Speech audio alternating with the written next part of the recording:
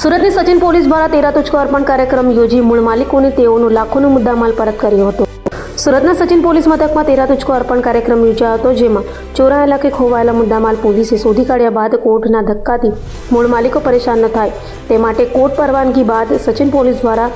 આશરે 7 લાખથી વધુનો મુદ્દામાલ મૂળ માલિકોને પરત કર્યો હતો। તો સૌથી વધુ 1 લાખ રૂપિયા સાયબર ક્રાઇમમાં ગયેલ હોય તે મૂળ માલિકને પરત મળતા તેઓએ પોલીસનો આભાર વ્યક્ત કર્યો હતો। તો 20થી વધુ મોબાઈલ મૂળ માલિકોને પરત કરાયા હતા।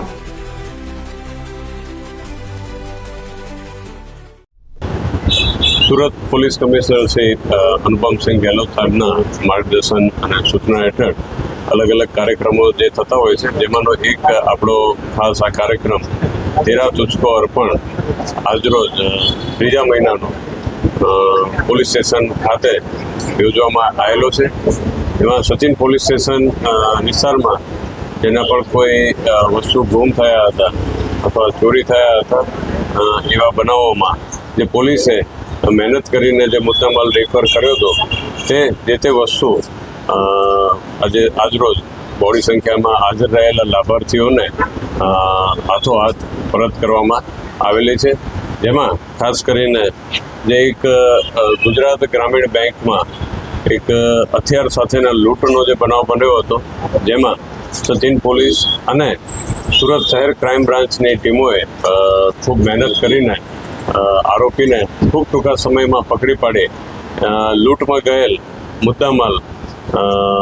મેળવી લીધેલો હતો અને જે મુદ્દામાલ નામદાર કોર્ટ તરફથી હુકમ થતાં આજરોજ તેના જે બેંક એમ્પ્લોઈઝ હતા એ લોકોને સુપ્રત કરવામાં આવેલો છે। જેમાં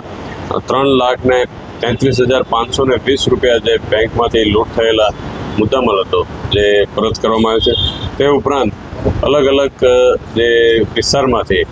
મોબાઈલ કાંઈક ગુમ થતા હોય છે એવા 20 વ્યક્તિઓના